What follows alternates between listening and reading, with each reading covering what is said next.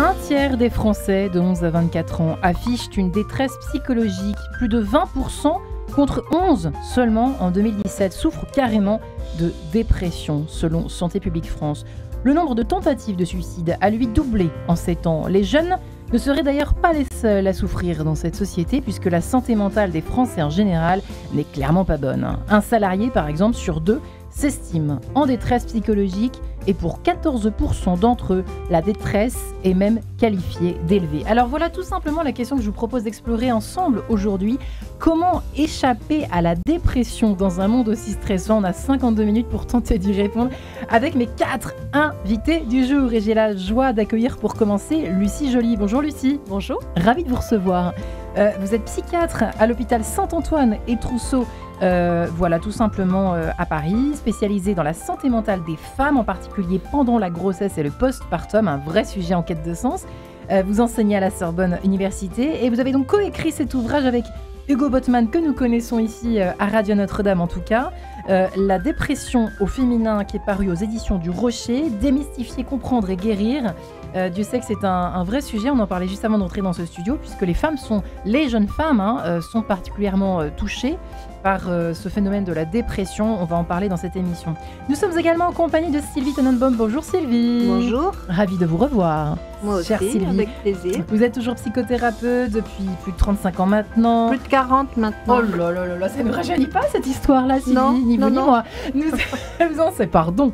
Je parle pour moi, bien évidemment, avant tout. Et bien sûr. Vous animez des stages, des formations, vous êtes l'auteur surtout de nombreux ouvrages. On peut mentionner le petit dernier, Les nouvelles dépendances affectives, en particulier un chapitre est consacré à la cyberdépendance qui peut créer ce phénomène, en tout cas amplifier peut-être ce phénomène de la dépression, on va le voir, aux éditions Le Duc. Nous sommes également en compagnie de Mathias Leboeuf. Bonjour Mathias. Bonjour. Bienvenue, vous êtes notre philosophe du jour, docteur en philosophie que vous êtes, journaliste à La Revue, et vous venez de publier cet ouvrage qui sort carrément demain.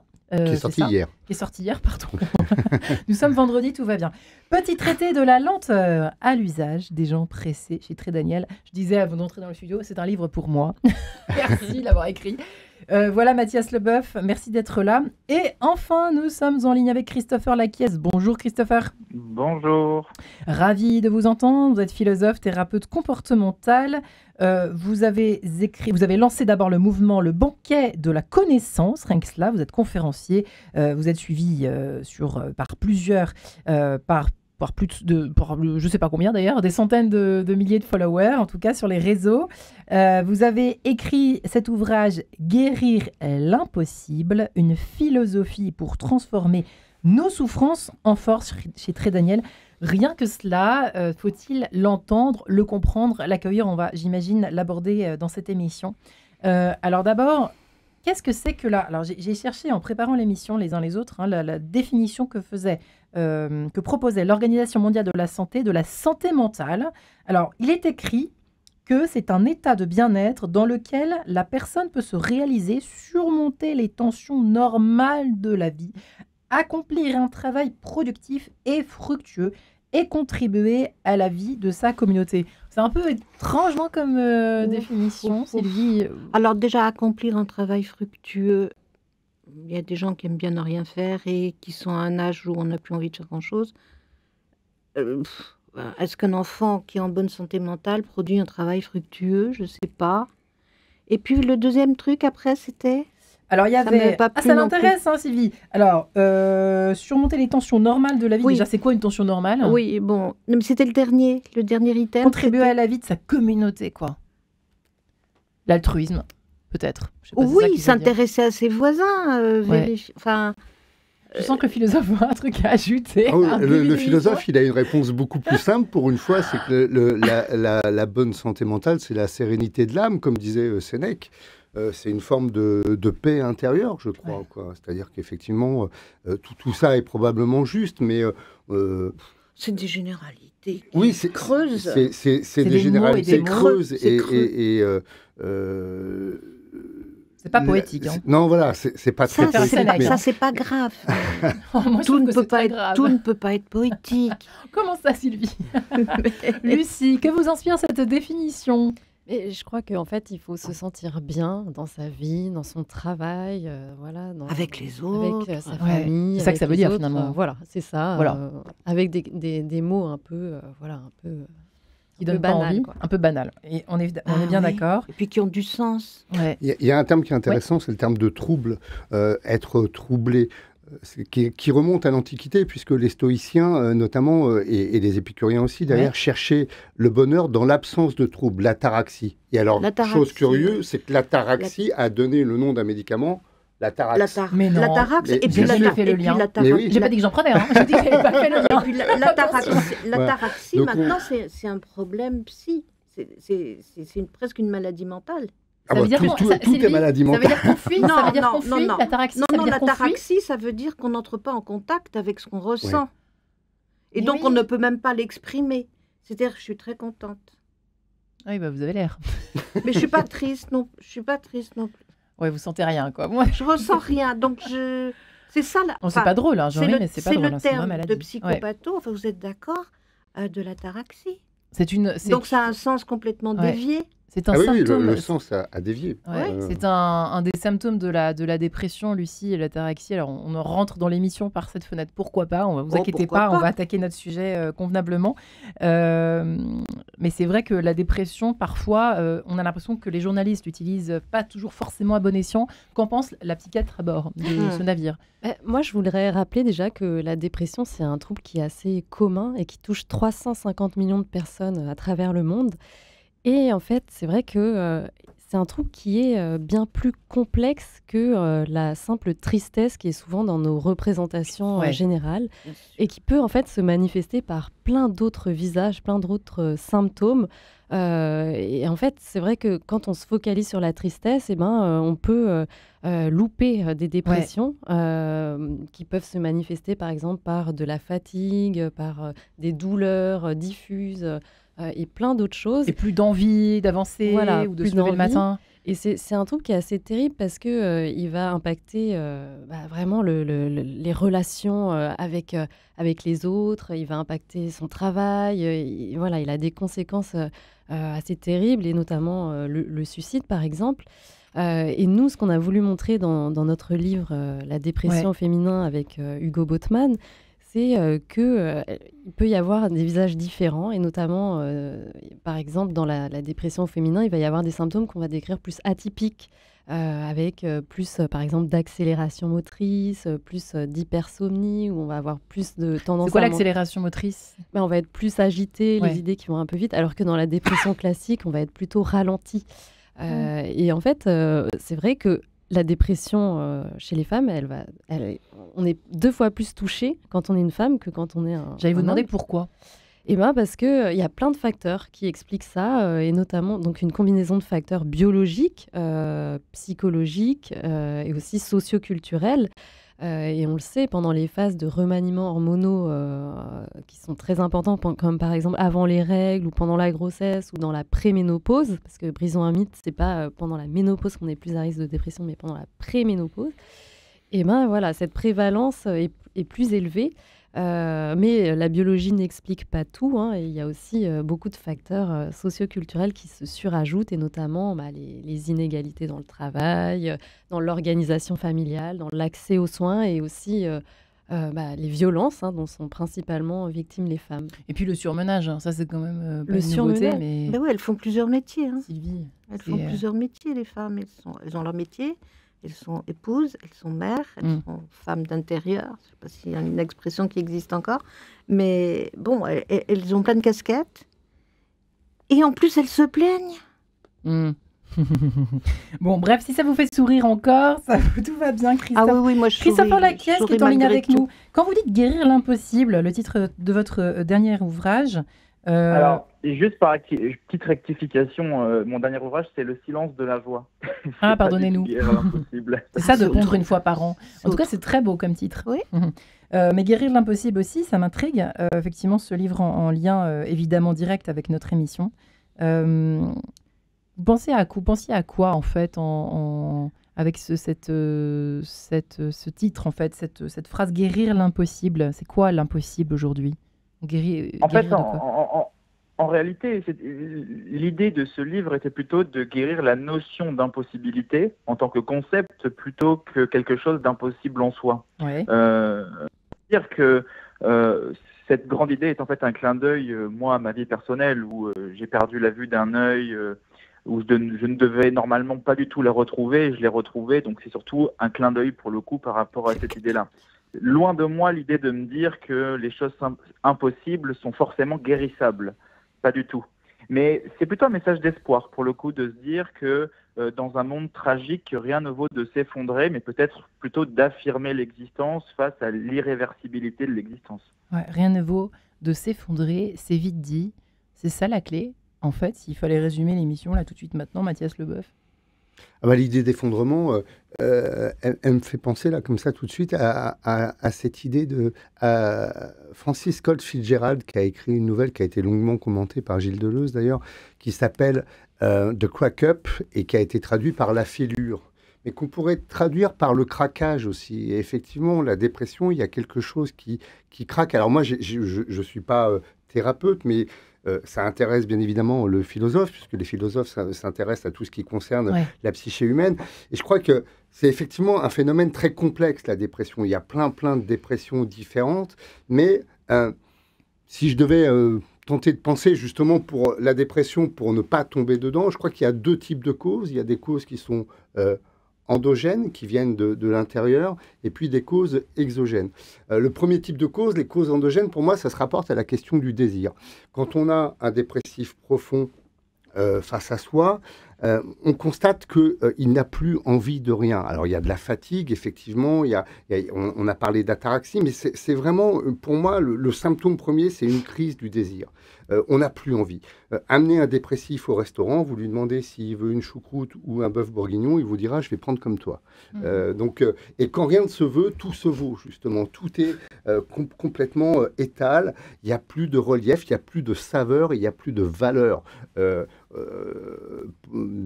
le monde, on ne profite plus du monde. C'est d'ailleurs, ça nous renvoie à Spinoza, puisque Spinoza disait on ne désire pas une chose parce qu'elle est bonne, une chose est bonne parce qu'on la désire. Ouais. Je crois que ça, c'est le symptôme vraiment premier. Et si on doit échapper à la dépression, vous me parlez de Spinoza, mais il y a un autre grand philosophe qui a pointé ça, c'est Saint Augustin, puisque Saint Augustin disait le bonheur, c'est continuer à désirer ce qu'on a déjà. Donc vraiment, il y a cet ancrage dans la question du désir, et je crois que quand on travaille avec des dépressifs, enfin je parle sous vos contrôles, mesdames, il faut tenter de réinjecter du désir. Ça peut être des toutes petites choses. Le désir d'aller dans un jardin public, regarder des enfants, le désir de choses très simples. Et puis, il y a les causes exogènes, puisque vous parlez d'un monde stressant. Et des causes exogènes, c'est ce qui vient de l'extérieur, effectivement. Comment arriver à se retrouver dans un monde qui est compliqué, dans un monde qui souvent déçoit les attentes, dans un monde qui est trop rapide, qui est oppressant. Et ça, c'est comment arriver à se retrouver dans ça. Comme vous l'avez dit, j'ai écrit un petit traité de la lenteur, parce que je crois que justement, arriver à ralentir, par exemple, à prendre le temps. Prendre le temps de quoi? De se retrouver. C'est fondamental. Et on est souvent perdu dans ce monde stressant. Être stressé, c'est quoi? Être stressé, c'est être pressé. Être pressé, c'est être oppressé. Et c'est cette pression-là, déjà, qu'il faut tenter de lever pour trouver le meilleur rapport de soi à soi, le meilleur rapport de soi au monde, le meilleur rapport de soi aux autres. Oui, parce qu'on peut très bien être speed et victime de dépression, Lucie, si j'ai bien compris finalement. Oui, vous voyez, bien ça sûr. peut être un système, c'est intéressant Ça que peut vous être parliez, un symptôme. par exemple, d'être toujours en retard, complètement débordé en fait d'une certaine façon. On sort plus la tête de l'eau. Ça aussi, ça semble très d'actualité parce que moi, j'allais tous vous poser la question que j'aurais pu commencer par vous poser au départ. C'est vit-on dans un monde de fous? Est-ce une question de chiffres? Les diagnostiquons plus qu'avant. Comment expliquer ce doublement, par exemple, là on parle des jeunes ici et là, mais en fait on peut parler des Français en général, puisqu'on parle là, aujourd'hui des Français. Tentatives de suicide ont doublé en 7 ans. Mais Lucie, qu'est-ce qui ne va pas là? Là je parle des filles et des garçons, alors, et même des Français en général, qu'est-ce qui se passe? Alors, Moi, je vais vous parler de ma spécialité parce que je suis spécialisée en périnatalité. Donc, pour moi, typiquement, l'exemple de la dépression pendant la grossesse et le postpartum, ça montre ce que vous êtes en train de dire. C'est-à-dire que pour moi, la dépression du postpartum, par exemple, elle a toujours existé, sauf que il y a quand même une sorte de révolution sociétale qui fait que les femmes en parlent plus. Il y a une sorte de libération de la parole. Une femme sur 5 va présenter des symptômes de dépression du postpartum après l'accouchement. Donc c'est quand même un chiffre assez impressionnant. Le suicide maternel est la première cause de mortalité dans l'année qui suit l'accouchement. C'est complètement fou ces chiffres. Hein. C'est assez fou et je pense que voilà, on en parle plus. Il y a quelque chose qui bouge et c'est bien parce que on peut mieux repérer maintenant les femmes qui sont en souffrance. Les dépressions du postpartum, elles ont un visage différent des dépressions qu'on décrit comme classiques dans les manuels statistiques et diagnostiques qu'on utilise comme base pour diagnostiquer une dépression. Il va y avoir des doutes sur ses compétences maternelles, il va y avoir des phobies d'impulsion. La phobie d'impulsion, c'est quand on a peur, par exemple, de faire du mal à son bébé. Où typiquement une femme va passer à côté d'une fenêtre, elle va avoir peur de le jeter par la fenêtre. Bon, c'est typiquement un trouble anxieux, c'est effrayant comme pensée. Tout à fait. Mais, moi, j'en ai eu en thérapie. Voilà, il faut rassurer ces femmes parce qu'il n'y a jamais de passage à l'acte, c'est vraiment la peur de faire du mal. C'est épuisant, cette peur. Mais c'est épuisant. Et en fait, les femmes en parlent plus et donc on assiste quand même à un mouvement qui fait que c'est... On arrive à mieux les repérer et peut-être mieux les traiter aussi. Bien, une qui a trouvé la solution, c'est Sœur Agathe, avec cette reprise de Résiste. À tout de suite.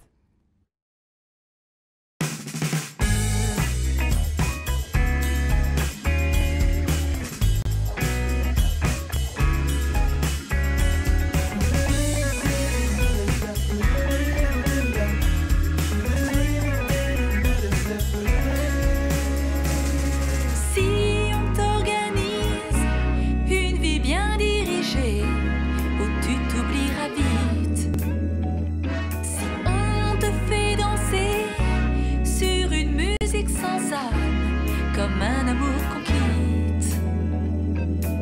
Si tu réalises que la vie n'est pas là, que le matin tu te lèves sans savoir où tu vas, résiste. Prouve que tu existes. Cherche ton bonheur partout. Va, refuse ce monde égoïste.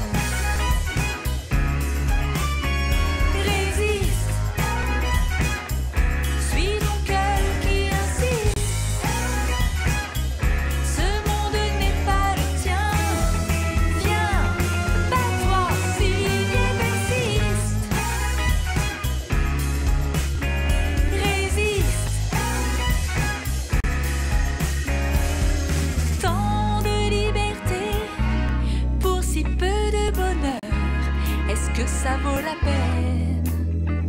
Si on veut t'amener à renier tes erreurs, c'est pas pour ça qu'on t'aime. Si tu réalises que l'amour n'est pas là, que le soir tu te couches sans aucun rêve en toi, résiste. Prouve que tu existes. Cherche ton bonheur partout.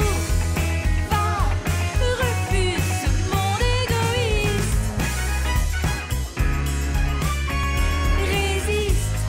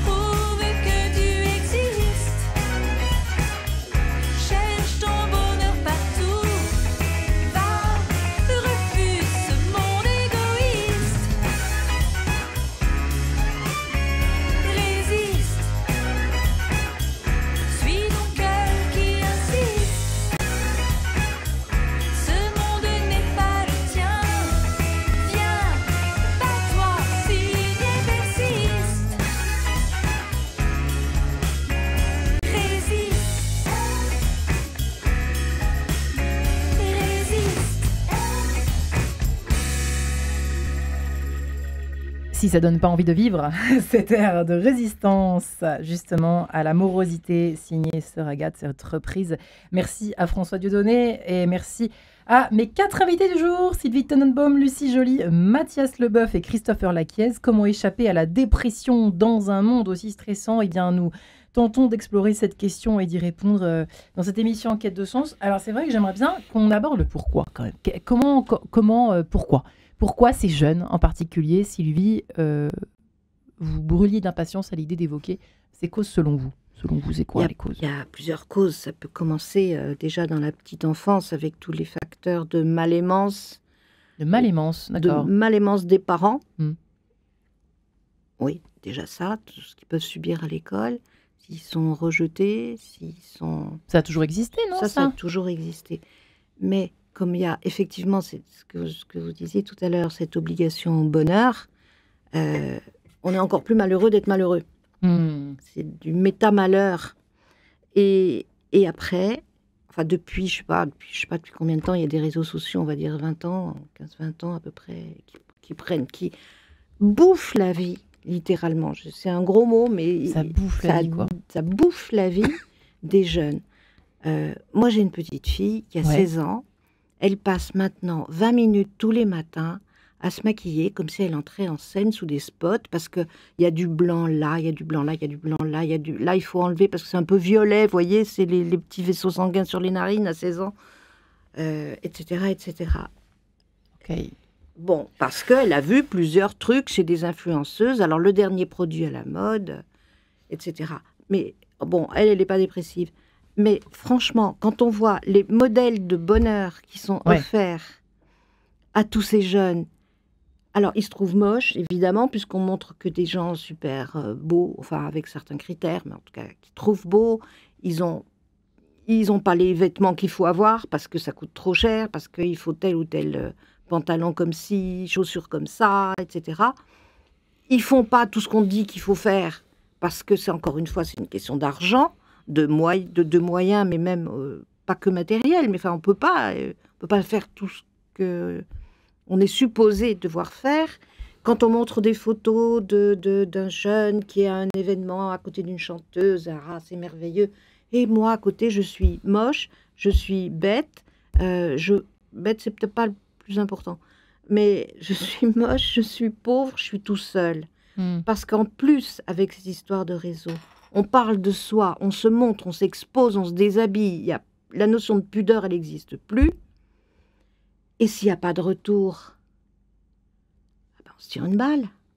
Parce qu'on n'existe plus, parce que tout ça, on le fait pour exister. Alors, c'est fou, parce que Sylvie Tenenbaum déteste les réseaux, mais alors, elle les connaît bien. Quel portrait je les connais bien parce que j'ai travaillé dessus, malheureusement. Ça m'a pris la tête. Qu'auraient dit les stoïciens s'ils étaient à notre époque?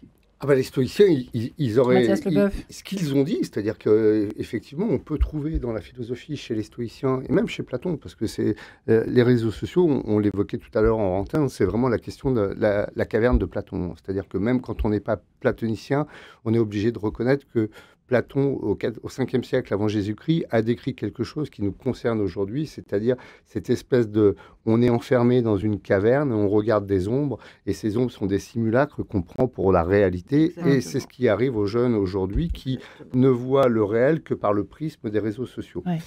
Si on convoque les stoïciens, ce que nous disent les stoïciens, c'est justement que ce n'est pas le monde qui nous rend malheureux, c'est la représentation qu'on a du monde. C'est les représentations qu'on se fait du monde qui nous rendent malheureux, parce qu'on est justement sous les emprises, on est dépendant de ces images. On est dépendant de quoi? On est dépendant d'un monde stressant, c'est-à-dire aujourd'hui d'un monde qui va très rapidement, de plus en plus rapidement, et on est sous cette pression permanente, et puis d'un monde qui est rempli de simulacres, de faux semblants, d'apparences, d'illusions.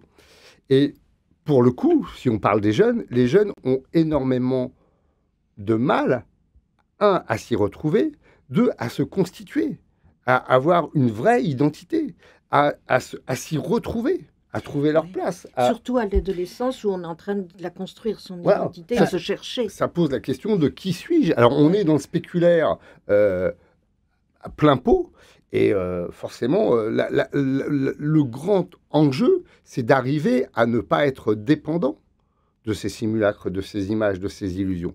Pourquoi ? Parce que si on est dépendant de ça, forcément, on s'y perd. Donc là, il faut vraiment comment arriver à travers le prisme de ces miroirs, qui en plus sont des miroirs déformants, à exister vraiment et à vivre pleinement. Et moi, je crois que la dépression, notamment chez les jeunes, c'est ça. C'est-à-dire qu'à un moment donné, ils se rendent compte que non seulement ils n'atteindront pas l'espèce d'idéal qu'on leur présente, et en plus, à côté, leur vie, c'est no life. Il n'y a pas d'existence, il n'y a pas de vie, ils ne vivent pas vraiment. Donc, il y a une pauvreté derrière ça. Il faut lutter contre ça. Christopher Lacasse, faites-vous le même diagnostic ? Alors moi, je suis assez partagé dans le sens où les réseaux sociaux, ça peut être à la Le fois, pauvre Christophe avec ses 300 000 followers. Non. En fait, si vous voulez, moi, j'utilise les réseaux sociaux pour montrer aux gens qu'on peut en sortir à travers la lecture, bien évidemment. La littérature. Je plaisantais, bien évidemment, donc, Christophe. Je plaisantais. Oui, bien sûr. Non, mais je me doute bien. Mais je ne pense pas que les réseaux sociaux soient le facteur unique, ou encore la petite enfance. Merleau-Ponty, qui a eu une vie assez tragique dans le sens où c'était quelqu'un d'extrêmement anxieux, Sartre à sa mort disait bien qu'il ne s'était jamais remis d'une enfance heureuse. Donc on voit qu'il y a d'autres facteurs qui font que accepter l'existence, c'est en quelque sorte pas toujours déterminé d'un facteur, on va dire, social ou environnemental. Maintenant, les réseaux sociaux, pour en arriver à ça, il y a déjà la dépendance aux réseaux sociaux, le fait que le réel passe avant tout sur les réseaux. Donc là, il y a carrément une perte d'existence. On se dit que le vrai monde dans lequel nous vivons est plus virtuel que réel. Ce qui fait que les gens se croisent mais ne se regardent plus, les gens ne parlent mais ne s'entendent plus. Donc ça, c'est sûr qu'aujourd'hui, on le voit quand on prend le métro, il y a beaucoup moins de personnes qui lisent un bouquin que de personnes qui sont sur un téléphone. Hélas. Il y a aussi la construction d'une vie illusoire. C'est se mettre dans un double de Rosset, par exemple, et se dire que je peux me construire une identité à travers les réseaux sociaux qui fait que je pourrais être un autre et en même temps pouvoir exister à travers l'autre que je suis. Donc, il y a une forme de dépersonnalisation à travers l'image qu'on peut se créer, sachant qu'aujourd'hui, tout le monde peut se créer ça. Tout le monde peut se créer un personnage sur les réseaux sociaux qui est complètement faux de ce qu'il est réellement. Moi, je vois quand je rencontre des lecteurs qui ont une certaine opinion de moi et que je les rencontre en vrai, je leur dis, mais je ne suis pas du tout. Enfin, j'essaie d'être le plus honnête possible, mais ce que je suis sur les réseaux, aux dépens de moi-même, est voué à la représentation que vous allez faire de moi, sous prétexte que j'ai du monde sur les réseaux sociaux. On est quelqu'un d'important, ce qui est absolument pas vrai. Les plus grands artistes ne sont pas forcément les plus connus. Quand on prend Nietzsche, il avait 100 lecteurs à l'époque. Donc, voilà. Et puis, il y a aussi une accessibilité à l'information. Les réseaux permettent une accessibilité à l'information aujourd'hui qu'on n'avait pas à l'époque et qui font que la plupart des informations qu'on va avoir se rapprochent d'un aspect assez tragique de l'existence. On peut voir, si on est intéressé par la Palestine, ce qui se passe en Palestine, en Israël, ce qui se passe en Israël. On peut construire des pensées extrémistes de manière extrêmement rapide. Et les réseaux sociaux sont fondés et créés pour une base qui est de donner à son viewer ce qu'il aime recevoir. Donc on n'est même plus dans un esprit critique, on est dans un biais de confirmation qu'on est en train de faire perdurer à travers les infos qu'on peut recevoir sur les réseaux qui nous offrent toujours les mêmes infos. Et merci de l'évoquer, Christopher Lacasse, puisque je m'adresse à vous, Lucie Joly. Pour nos femmes, évidemment, alors ça fait suite également à ce qu'évoquait Sylvie Tenenbaum, c'est-à-dire que ça joue aussi très fort pour les femmes qui sont quand même, depuis la nuit des temps, quand même dans la représentation. Ces dans la séduction et dans... ces fausses représentations dans les médias, elles peuvent avoir un impact délétère. Parce qu'on est vulnérable. Voilà, et parce que, par exemple, il y a une pression sociale énorme, par exemple, autour de la maternité, où quand on est une femme, on se doit d'être heureuse. Et quand ces femmes, elles regardent les images idylliques... Avec des apparts nickel. Moi, ça m'a toujours... la cuisine, elle est toujours dégueulasse. Super bien préparée, soignée. Ces femmes, elles se disent, mais c'est merveilleux. Je veux la même fille. C'est tout l'inverse, alors qu'est-ce qui se passe? J'ai un problème, je suis pas normale, voilà, je suis pas normale et je suis pas capable. Je suis pas capable, elle commence à douter et du coup pensée limitante. Je suis pas fiable. J'ai découvert ce mot de la pensée limitante qui est affreux, mais qui est tellement qui qualifie tellement bien, tellement prégnant. Tellement prégnant, mais merci d'évoquer ça.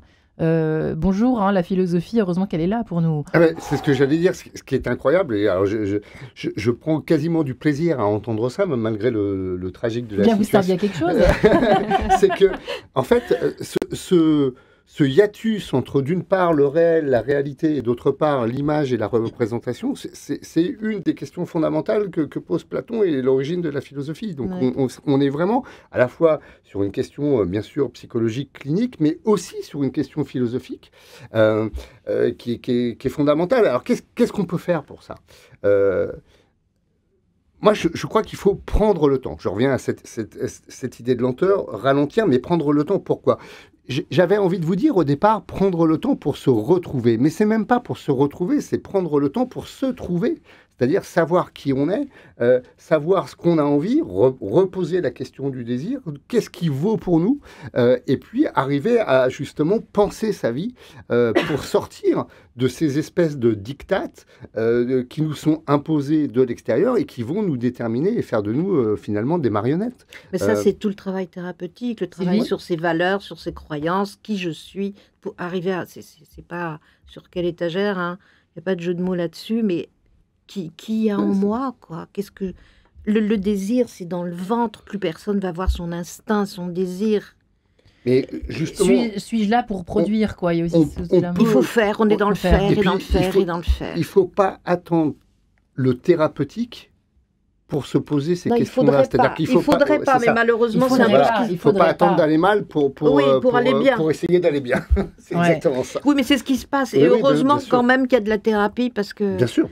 Moi, j'avoue que c'est la philosophie qui m'a le plus sauvée d'un Mm. état. Bon, parce qu'on passe tous par des hauts et des bas, bien évidemment. Mais oui, ça fait partie de la vie. Mais j'avoue que la philosophie peut vraiment sauver. Mais heureusement que vous êtes Et là la- aussi, Sylvie. Et heureusement, Sylvie. Et la santé mentale, c'est justement savoir que ça va pas toujours très bien Oui.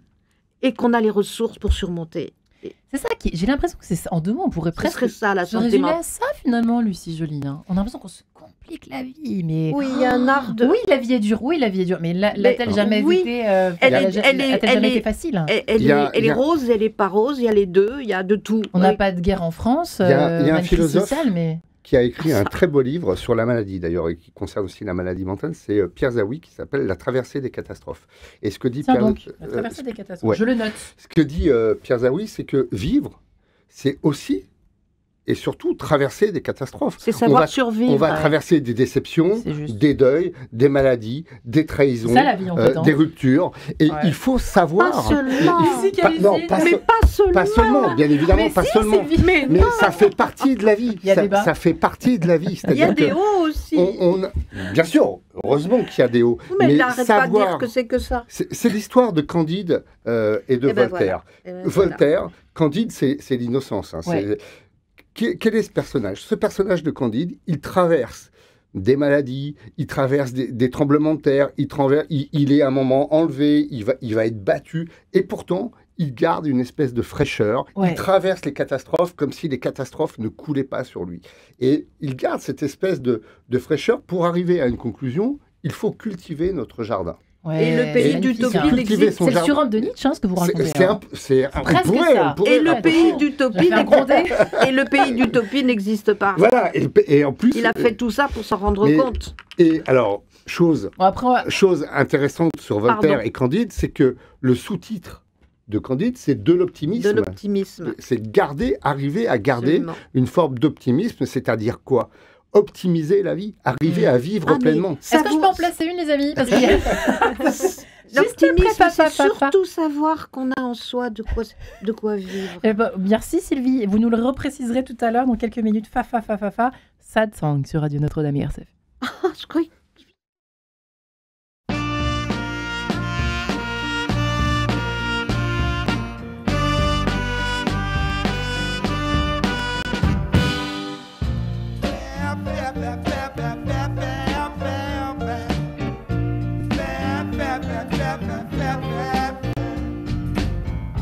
I keep singing them sad, sad songs, y'all. Sad songs is all I know.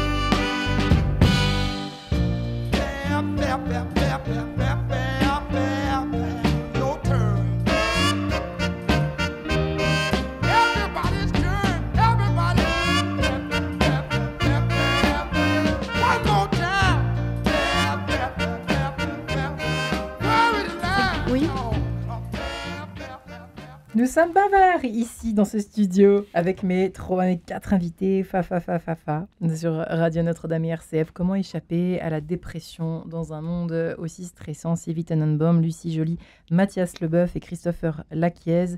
Sylvie Tenenbaum, je le rappelle, votre livre Les nouvelles dépendances affectives chez Le Duc. Lucie Joly, vous avez coécrit avec Hugo Botman, vous qui êtes psychiatre à l'hôpital Saint-Antoine et Trousseau. J'ai tellement de bouquins. La dépression au féminin, démystifier, comprendre, guérir aux éditions du Rocher. Mathias Leboeuf, docteur en philosophie, qui avait publié ce petit traité de la lenteur à l'usage des gens pressés aux éditions Très Daniel. Ça fait du bien un peu de s'arrêter un petit peu. Christopher Laquiez, enfin, qui est en ligne avec nous, philosophe également, thérapeute, qui est sur les réseaux, sur Instagram, et qui a écrit plusieurs ouvrages. Alors, j'ai pas eu le temps de noter votre tout dernier, Christopher Laquiez. J'ai noté en tout cas que vous aviez écrit précédemment Guérir l'impossible, une philosophie pour transformer nos souffrances en force, une sorte de témoignage, essai, si je puis dire, aux éditions Très Daniel. Vous pouvez juste me mentionner le dernier, Christopher Laquiez, sur la voix. Oui, merci. J'ai Le silence de la joie, un essai sur ce qui n'intéresse personne. Rien que cela, le silence, c'est magnifique, ça aussi, c'est ô combien en lien avec notre émission du jour, au fond. Lucie Joly, quand Sylvie nous amusait d'une certaine façon hors antenne, en disant qu'effectivement, quand on a l'opportunité de prendre un peu de recul sur soi, je pense que c'est aussi les années qui font que on est peut-être plus sûr de soi à 40, 50, 60 ans qu'à 15 ou 20. Tout le monde n'est pas capable, au fond, de porter ce regard de prime abord, en tout cas sur soi-même, c'est-à-dire se dire, voilà, je suis comme ça finalement, et puis on fait avec, on traverse la vie, comme vous disiez Sylvie, on traverse la vie comme elle est. En étant sa meilleure amie. En étant sa meilleure amie, son meilleur ami. C'est pas donné à tout le monde, c'est-à-dire qu'aujourd'hui vous sentez qu'il n'y a pas forcément une capacité chez chacun pour faire fi ou faire face au fond on n'a pas aléas. tous le même recul sur soi-même, et puis parfois c'est aussi compliqué de se dire qu'on a des symptômes dépressifs. Bien sûr.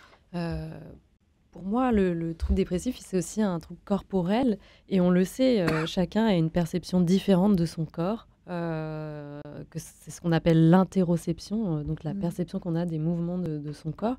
Et on le sait, par exemple, les femmes vont avoir moins d'interoception. Typiquement, un homme, par exemple, qui a faim, il va sentir son estomac qui est vide, alors que la femme, elle va plutôt se rappeler de l'heure de son dernier repas. C'est l'extéroception.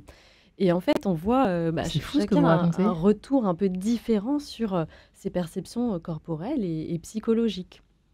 Donc, oui, effectivement, les hommes, c'est pour ça qu'ils se plaignent quand ils ont un rhume, comme on dit souvent. Quand ils ont 37,2, ils se couchent.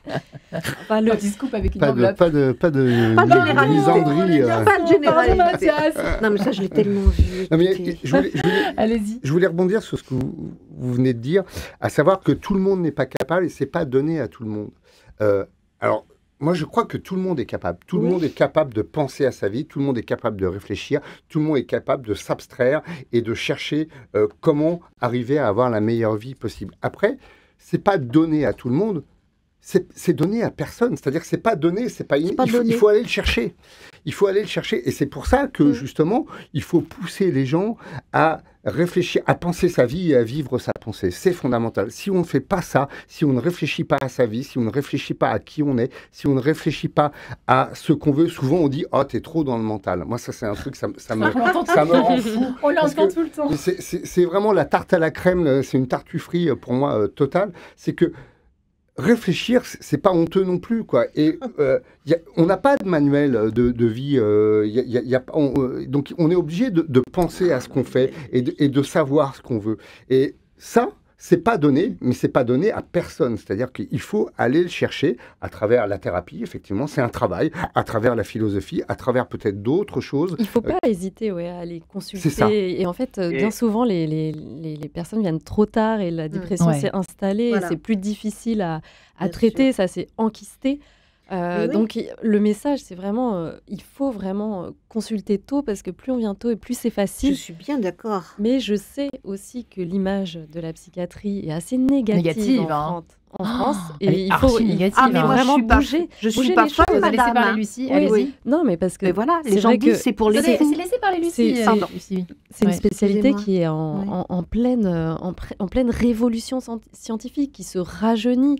Et donc, il y a plein de choses qui sont nouvelles et il faut vraiment pas hésiter à venir parce qu'en une consultation, on peut arriver à débloquer certaines choses. Quand on prescrit un traitement, c'est pas forcément pour toute la vie. Bien sûr. Donc, il faut qu'on change un peu notre vision des choses. C'est vrai que Ne vous pas êtes- rester Alors, isolé. voilà, ne pas Christopher a rester quelque chose à isolé. dire. Christopher Laquiaz. Ouais, alors moi, je suis pas complètement d'accord avec ça, dans le sens où aujourd'hui, les jeunes se préoccupent quand même énormément de la santé mentale comparée à l'époque. C'est-à-dire que la question de la santé mentale est devenue une question extrêmement importante chez Depuis les jeunes. peu. Et je pense que mais je pense que si on revient à ne serait-ce que 30 ans en arrière, l'importance de la santé mentale était quand même beaucoup plus mise de côté. Maintenant, j'aimerais mettre un point aussi d'accent sur ce que vous dites. Ce qui est important, c'est qu'effectivement, il ne faut pas diaboliser la psychiatrie, la psychologie, mais surtout aussi faire attention à toutes les nouvelles formes de thérapie et toutes les personnes qui s'improvisent thérapeutes, qui Ah oui, ça, pensent c'est un aider un sujet. monde entier. Ah et bah qui- oui. Eh oui, mais ça c'est important parce qu'au final, ça ne fait qu'accentuer des phénomènes dépressifs qui peuvent aller de plus en plus profond et de plus en plus sceptiques par rapport aux spécialistes parce qu'on s'est fait tromper par un pseudo-spécialiste. Et donc, je pense que c'est important aussi de remettre l'église au centre du village, de dire que la psychiatrie Je vous remercie. n'est pas là pour essayer de transformer les gens ou essayer sous prétexte que ça peut être une vision assez rationnelle ou autre, ne pas aider concrètement et apporter des clés vraiment fortes au sujet qui atteint de dépression, mais aussi apporter un esprit critique de se dire qu'il existe plein de thérapies holistiques qui ne fonctionnent que chez les gens qui y croient. Mais ça ne veut pas dire pour autant que ce n'est pas déplacer la poussière de place. Moi, Lucie Joly, juste avant de passer à d'autres questions, effectivement, vous avez dit quand ça s'installe, est-ce que par exemple, alors je sais qu'on sort un tout petit peu du sujet, mais est-ce qu'on peut toujours en sortir? Est-ce qu'il y a toujours une possibilité quand on laisse un peu traîner parce qu'on dit souvent qu'on est dépressif un peu à vie, vous savez, c'est les choses qu'on entend ici et là. De toute façon, elle est dépressif, elle est dépressive. Qu'est-ce que tu veux, c'est comme ça. Vous voyez ce que je veux dire? Est-ce qu'on peut quand même en sortir si on le veut vraiment? Est-ce que c'est toujours possible d'en sortir? La dépression, on sait la traiter. On sait la traiter. Alors, généralement, quand on a des symptômes légers à modérés, on va proposer des psychothérapies. Et en fonction de la sensibilité de chacun, on proposera soit des thérapies cognitivo-comportementales ou de la psychanalyse ou bien d'autres. Et quand les symptômes sont modérés à sévères, on associera généralement un traitement antidépresseur. Chaque personne est sensible à certaines molécules, donc on tâtonne en tant que psychiatre quand on prescrit. Mais voilà, on sait les traiter, ces dépressions. Et chez les jeunes, vous donnez autant par exemple, de médicaments. Enfin, voilà, ça se traite de façon aussi médicamenteuse que chez les adultes ou pas?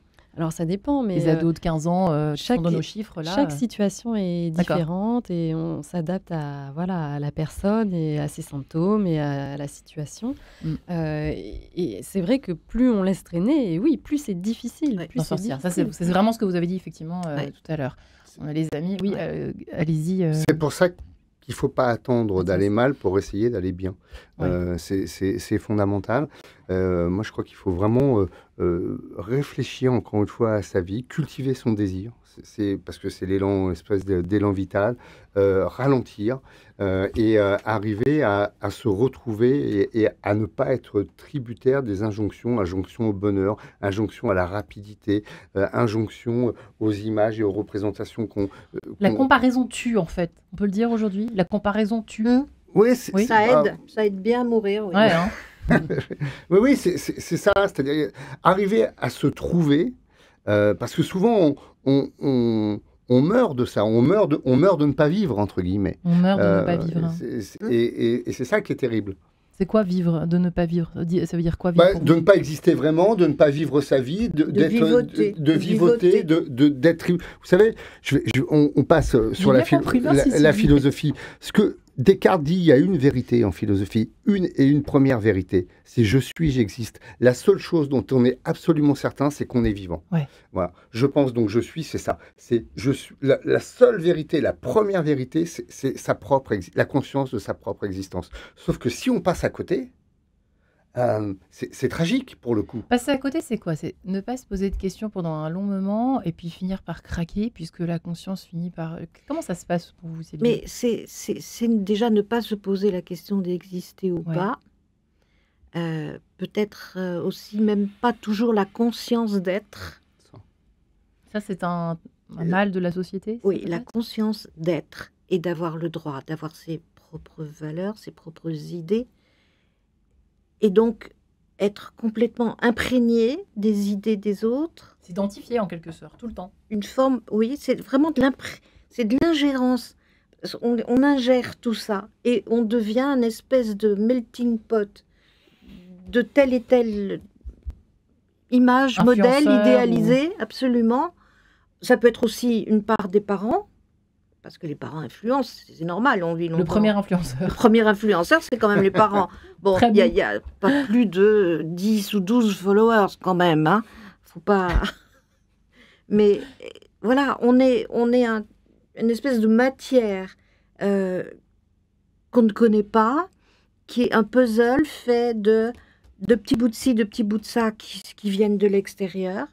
Mais effectivement, il n'y a rien d'endogène, Ouais. sauf cette ignorance d'être un individu. Ouais. C'est pour ça Avec que... une âme, une conscience, un esprit, des désirs, effectivement. Mais déjà, avant de désirer, il faut se sentir vivre. C'est vrai que c'est étonnant, Christopher Lacaze, le titre de votre dernier livre, là, le silence de la joie, le sujet, dites-vous, que personne n'a envie d'entendre. En fait, c'est comme si il y avait une démarche volontaire, au fond. La joie s'acquiert, Christopher. D'une certaine façon, c'est ça que vous avez voulu dire dans votre livre? Non, en fait, Non. ce que je dis exactement, c'est que la joie n'est pas une échappée, mais un retour. C'est-à-dire C'est-à-dire que la naissance de la joie, ce n'est pas toujours espérer une vie meilleure, et que souvent, en espérant une vie meilleure, on passe à côté de la vie elle-même. Et c'est là que je rejoins ce que vient de dire, vu que je ne Sylvie. suis pas avec vous, je ne sais pas. Sylvie. Voilà. C'est qu'il y a un moment donné où, à toujours vouloir espérer, à toujours attendre quelque chose, nous passons à côté de ce qui se passe réellement. Et pour remettre ces animaux de désir, pour montrer aux gens que le désir naît d'une prise de conscience, qui est que le monde ne correspondra pas toujours à ce qu'on attend de lui, que parfois notre tentative de vouloir mettre du sens dans l'existence échouera, et que ce n'est pas à travers cet échec existentiel qu'on doit pour autant se morfondre dans le désespoir et la désespérance. Mais je reprendrai cette phrase de Rosset que j'aime beaucoup, qui dit très simplement « Rassurons-nous, tout va mal ». À méditer, cher ami, à méditer. Lucie Joly, là vous allez dire à vos patientes demain. Rassurez-vous, tout va mal. Rassurez-vous, il n'y a pas de souci, tout va mal. Vous serez dépressive. Non, mais il y a plein de choses qu'on peut faire pour Ouais. prévenir la dépression. Bien sûr. Et des choses qui sont concrètes. Ça, on n'a pas encore dit, la prévention. Voilà. Et oui.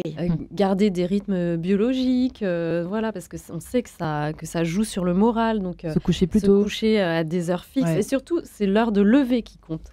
Garder des rythmes de repas, manger sainement, faire du sport, ça libère les endorphines, les hormones entre guillemets du bonheur. Mais attention à cette injonction au sport, parce que quand on est vraiment déprimé, de dire à quelqu'un allez bouge-toi, va faire du sport, c'est impossible. Ouais. Donc c'est vraiment, comme la il faut voir ça choucroute. comme un vaccin de la dépression. Ouais. Mais quand on Attention. est déprimé, ça sera plutôt une prise en charge psychothérapeutique et thérapeutique qui sera Ouais. conseillée. Il faut y aller dans l'ordre en fait. Hein, Oui. j'ai bien compris. Et puis soyons doux et un peu plus lents. Ce sera. Oui, C'est doux ça, avec, ouais. doux Ouais. avec Et soi. c'est-à-dire, surtout, Oui, un peu avec de douceur. soi. On n'en parle pour pas beaucoup rebondir de la sur ce douceur, hein. que Ouais, disait allez-y, Sylvie, cher ne pas ami. trop se comparer et ne pas trop se conformer. On parlait de la lenteur. Moi, j'ai longtemps, par exemple, été un lecteur lent. Oui. Et je le suis toujours. Ouais. Et j'ai longtemps culpabilisé d'être un lecteur lent. Jusqu'au jour où je me suis dit, bah voilà, je suis un lecteur lent, je lis lentement parce que je savoure les livres. Et plus j'aime un livre, plus je le lis lentement. Ouais. Et une fois qu'on ôte la culpabilité, franchement, il y a une pression justement beaucoup moins forte, quoi. Donc ne pas se comparer à celui qui va lire 3 livres pendant que vous en lisez un, ne pas se conformer à cette espèce de pression, de rapidité, par exemple pour le sujet de la lenteur, mais il y a plein d'autres sujets. Et ça, je crois que c'est vraiment une voie salutaire. Eh bien, je vous remercie infiniment, les invités. Christopher Laquiez, merci. Votre beau silence de la joie à découvrir aux éditions Très Daniel. Mathias Leboeuf et votre petit traité de la lenteur chez le même éditeur. Lucie Joly avec Hugo Botman, la dépression au féminin, découvrir aux rochers. Et puis enfin, Sylvie Tenenbaum, question de femme. Non, c'est pas ça, les nouvelles dépendances affectives. Je vais y arriver aux éditions Le Duc. Merci beaucoup, les amis. Et bonne soirée à tous. Merci à vous.